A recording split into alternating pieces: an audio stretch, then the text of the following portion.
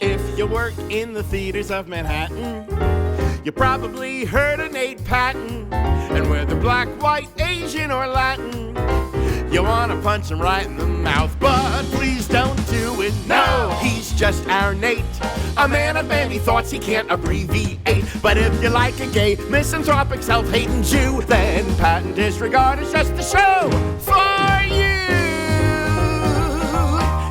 Broadway's in worse shape than John Goodman in 1993.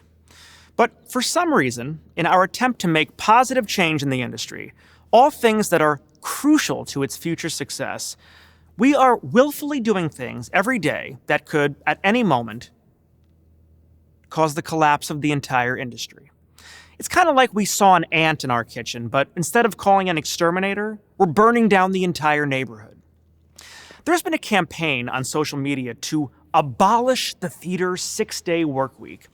Now, like schmackeries, nobody knows who started this.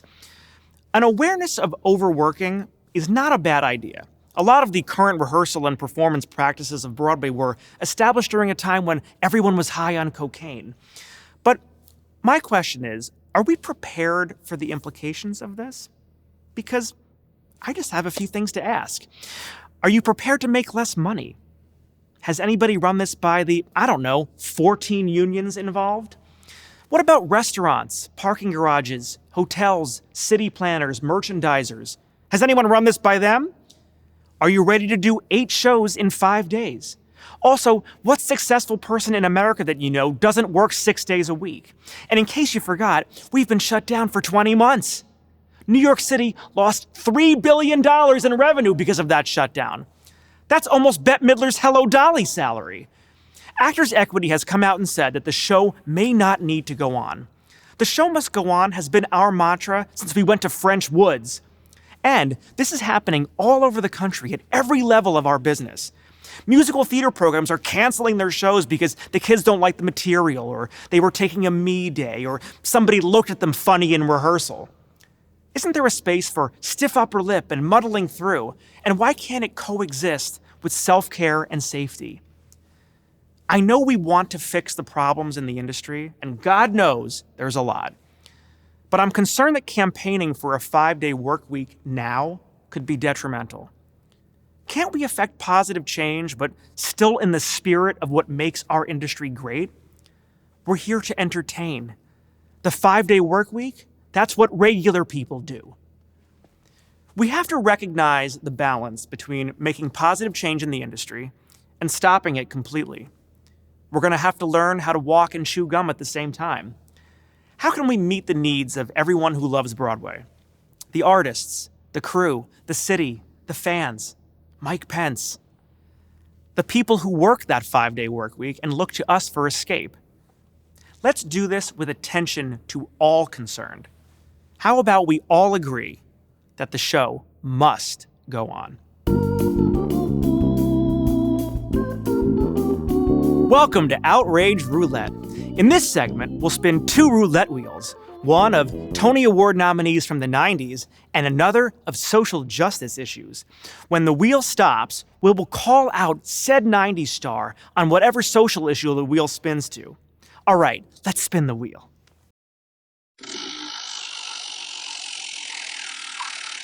Karen Ziemba, please explain your silence on voting disparities in India.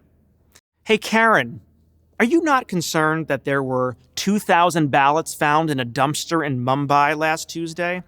Because it doesn't seem like you are. I haven't heard a goddamn thing from you.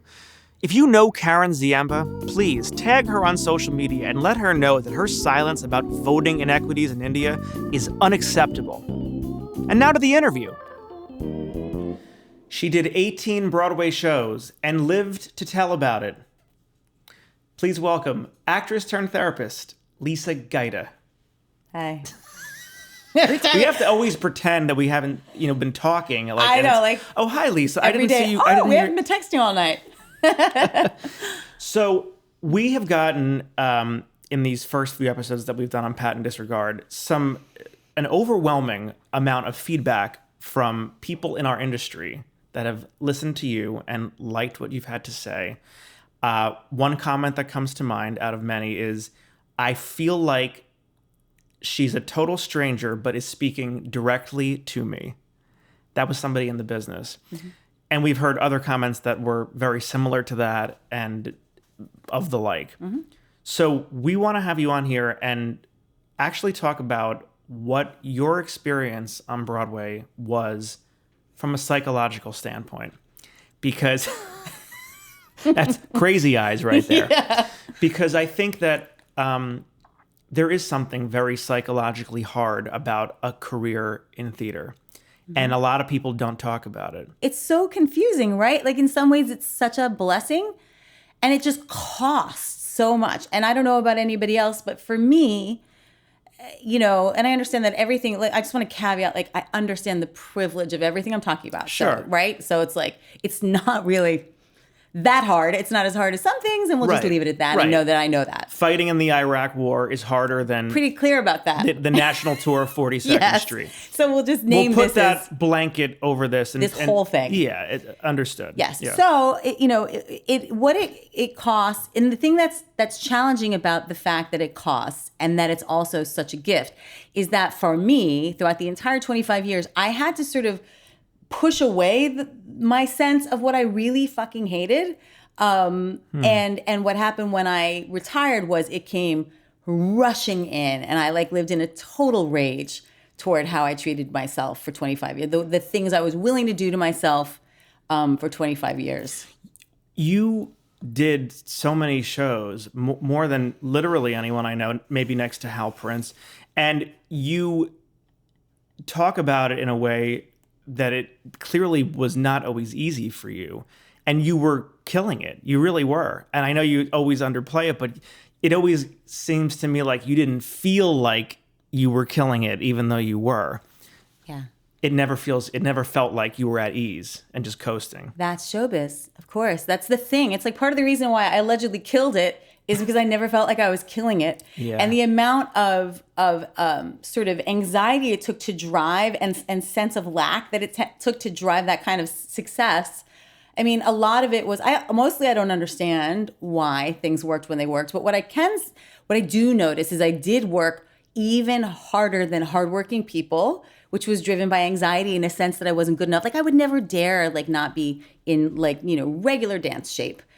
5 days a week of dance class. I would never dare to let myself slide a molecule because I was never good enough for myself. Did you have to work a lot outside of the audition and rehearsal room?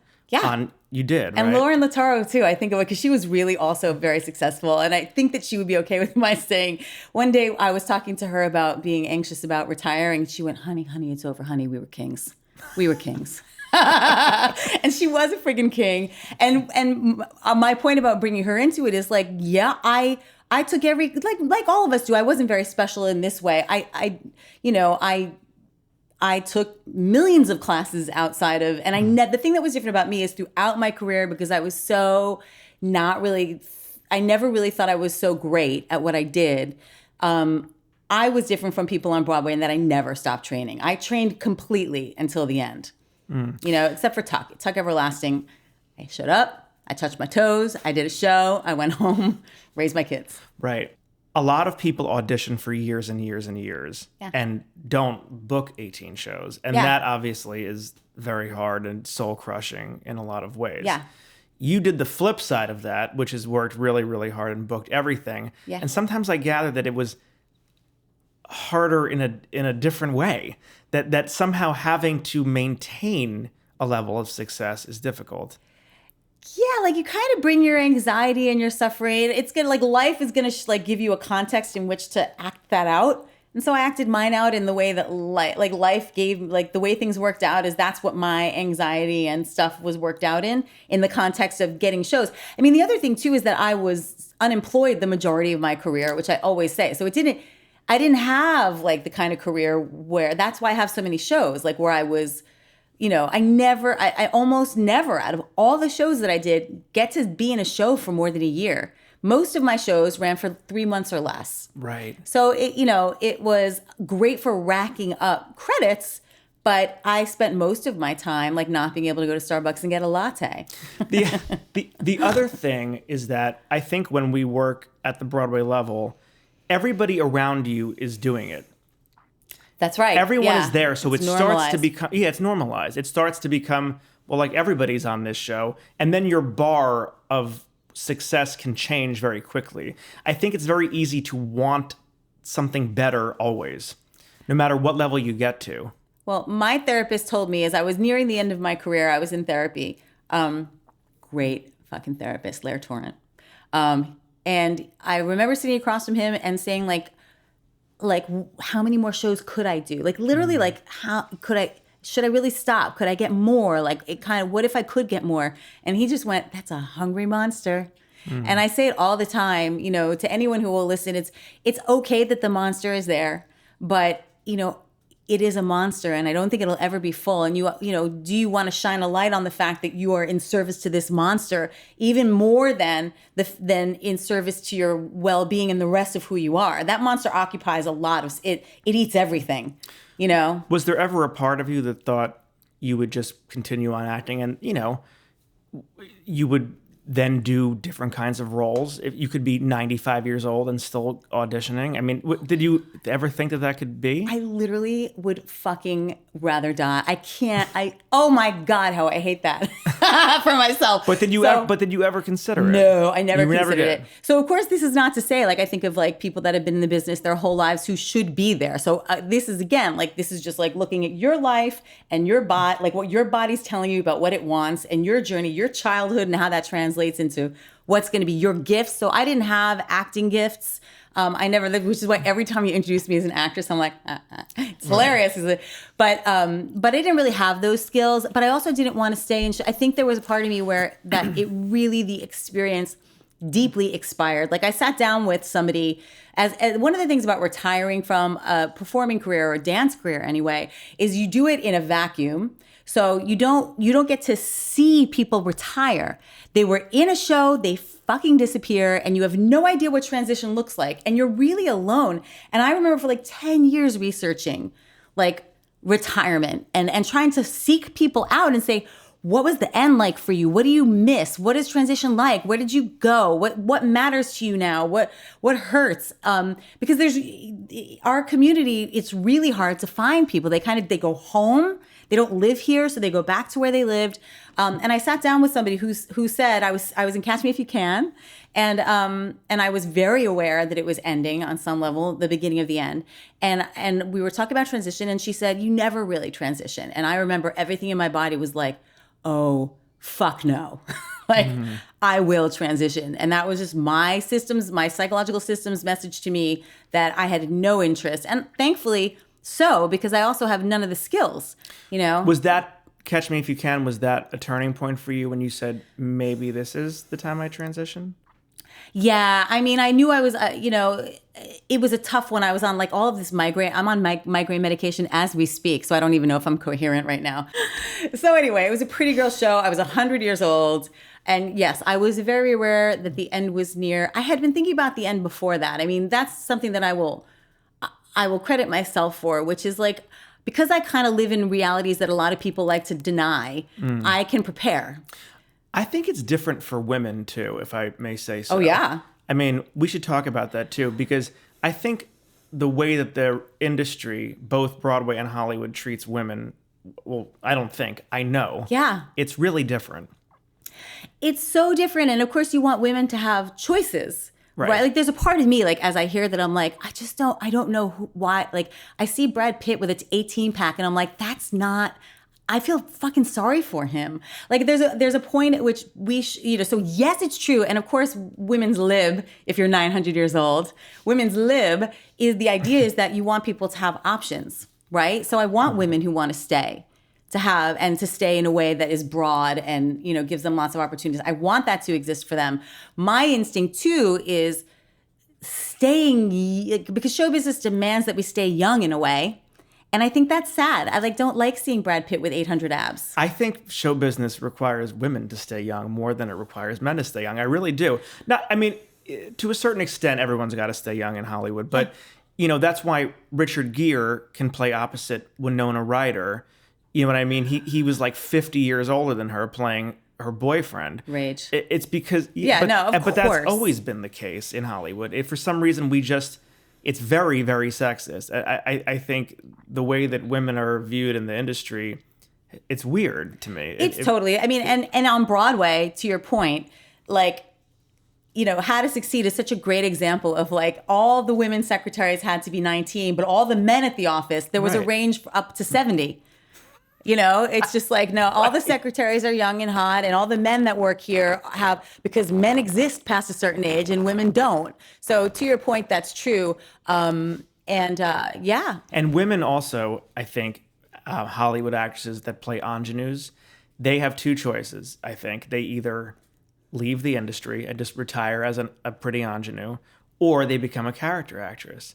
It's like sort of choice A or choice B. Yeah. And I think there are some women who I think are maybe pushing the boundaries of that, and I think that they should. But it's a really tough thing that this industry does to women in particular, which is that once you're not of what the age is to be a leading lady, you have to retire, where Harrison Ford is a leading man at 140 years old. Again, hot white rage. Like I could murder every man in the room. You're all going down. Yeah, you're right. You're totally right.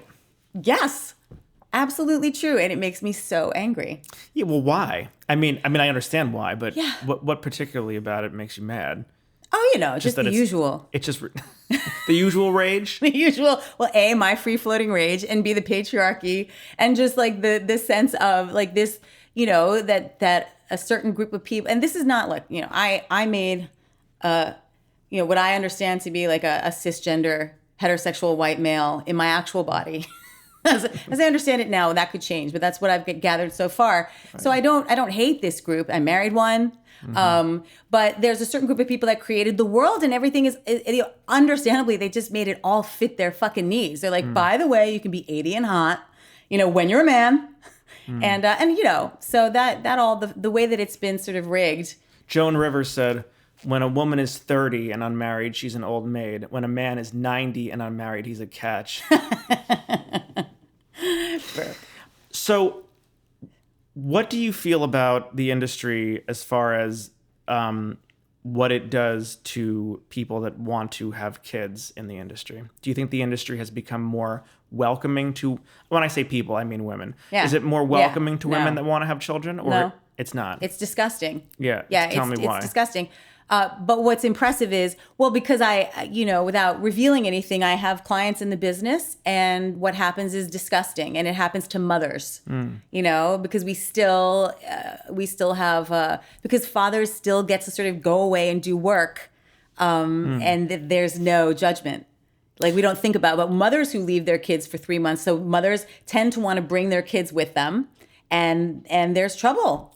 Do you think it's something, I'm really asking, strictly physical, like when a woman gets pregnant, her body changes because she's now carrying a child? Yeah. Or is it more something like, oh, she's now a mom, so she's just a mom? What do you think? You know, I don't. What I hear about the most in like my work is, more than anything, it doesn't allow for motherhood. Show business doesn't allow for motherhood. So women can sort of like, they have, you know, that Courtney Holbrook posted this whole thing about losing her job for being pregnant. That's one whole topic that I know a little bit less about, because the work I'm doing is with people who have had their babies already. They may or may not have made their body look similar to what it looked like before. But the business doesn't have, it's hostile to family, and it's particularly hostile to mothers.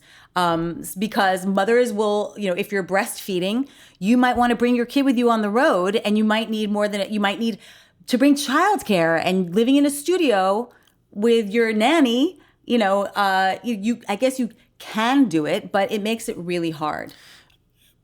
What would you say though to the fact that if you're literally pregnant, there's going to be some physical limitation. You can't do choreography in Bob Fosse in a Bob Fosse show if you're 9 months pregnant. That's true. But there's so much space that people can give women who are pregnant, like Casey did to me. I did Tuck Everlasting. I did fucking lifts. I mean, you were pregnant during the show. I was 5.5. I looked like an actual island. I was an island because I was I was not that gorgeous fucking asshole that has just that, I was like and I, from the start, like the day I got pregnant, I was like, and the thing is that there's all this room. Producers can always say, we can't get around a pregnancy. But the truth is you can get around pregnancy a lot more than you are.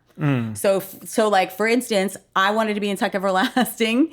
Casey put me in Tuck Everlasting in a lab where he was fighting for that gig. You know what I mean? And he had me, playing different ages and he was just like, right now she's fucking pregnant. When this goes to Broadway, she's not going to be pregnant. Anybody has a problem, come talk to me. You know what I mean? And so I guess like they exclude people for being pregnant long before they have to. And obviously if it's opening night and somebody is 9 months pregnant, that's one thing. I also think, and I know this is going to sound so like a 1970s feminist, which I probably am, is if men were pregnant, it's like Gloria Steinem wrote this article about like just literally replacing men with women. You can do it with anything. And if men were pregnant, I'm just wondering how we would think about pregnancy at the workplace. Do you know what I mean? Like if it were the power structure, the people in power who got pregnant, how would we think about pregnancy? Do you know what I mean? I just think it would be different. I think that we would, who knows how much leeway we would give pregnancy. I think the industry also can be very unimaginative when it comes to things like that. Yeah. I know I spoke with a Broadway actress who's very well established, has played a leading lady in a number of Broadway shows. I won't say who it is. Yeah. But she told me she doesn't have kids, and she is at the age of playing a mom character. Yeah. She's probably between 40 and 50 years old now.